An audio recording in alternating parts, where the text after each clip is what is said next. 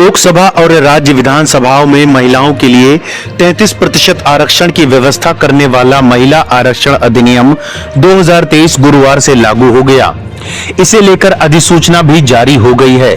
अब इसे लेकर बहुजन समाज पार्टी यानी बसपा सुप्रीमो मायावती की प्रतिक्रिया सामने आई है। पूर्व सीएम मायावती ने 7 पॉइंट में अपनी बात रखते हुए बीजेपी, कांग्रेस और समाजवादी पार्टी पर जमकर हमला बोला है। बसपा चीफ मायावती ने एक्स पर पोस्ट कर लिखा, देश के एससी, एसटी व ओबीसी समाज के संवैधानिक कानूनी अधिकारों आदि के मामलों में कांग्रेस भी गिरगिट की तरह अपना रंग बदलने वाली यह पार्टी भी महिला आरक्षण में जो अब इन वर्गों की बात कर रही है, तो यही कांग्रेस पार्टी है जिसने अपनी केंद्र की सरकार के रहते हुए किसी भी क्षेत्र में इनके आरक्षण के कोटे को पूरा कराने की कभी पहल नहीं की है तथा ना ही ओबीसी समाज हेतु मंडल कमीशन की रिपोर्ट के हिसाब से उन्हें सरकारी नौकरी व शिक्षा के क्षेत्र में 27% आरक्षण को भी लागू किया, जिसे फिर बीएसपी के अथक प्रयासों से पूर्व प्रधानमंत्री वीपी सिंह की सरकार में अनंततः लागू किया गया था, जो सर्वविदित है। बसपा चीफ मायावती ने आगे लिखा, इसी प्रकार यूपी में पिछड़े मुस्लिमों को ओबीसी का लाभ देने के लिए पिछड़ा वर्ग आयोग की जुलाई 1994 में ही आई रिपोर्ट को भी सपा सरकार ने ठंडे बस्ते में डालकर इसे लागू नहीं किया था,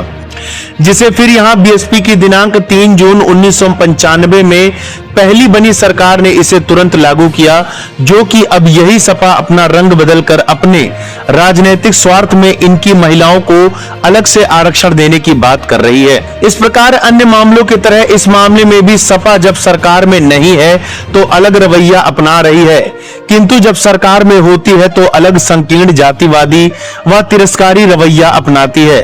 अतः इन सभी वर्गों को सभी ऐसे छलावा एवं दोहरे चरित्र वाली पार्टियों से हमेशा सावधान रहना होगा, तभी कुछ बेहतर संभव हो पाएगा। पूर्व मुख्यमंत्री ने आगे लिखा, जहां तक महिला आरक्षण के लिए पिछली यानी सन 2011 जनगणना के आधार पर परिसीमन करने का सवाल है, तो इस बारे में यही कहना है कि यदि इसे जिन भी कारणों से जल्दी लागू करना है तो फिर इसी जनगणना के आधार पर करना है, और यदि वर्तमान में कांग्रेस पार्टी केंद्र की सत्ता में होती तो फिर यह पार्टी भी बीजेपी की तरह ही यही कदम उठाती। कुल मिलाकर कहने का तात्पर्य यह है कि देश में एससी, एसटी व ओबीसी एवं मुस्लिम समाज के वास्तविक हित, कल्याण, उनके भविष्य संवारने आदि के किसी भी मामले में कोई भी पार्टी गंभीर नहीं रही है।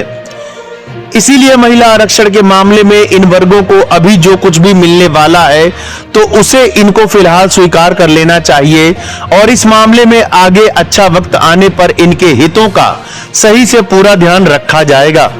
अर्थात इन्हें किसी के बहकावे में नहीं आना है, क्योंकि इनको खुद अपने पैरों पर खड़े होकर अपने समाज को आत्मनिर्भर एवं मजबूत बनाना है, यही सलाह है। इस खबर के बारे में आपका क्या कहना है, हमें कमेंट बॉक्स में जरूर बताएं।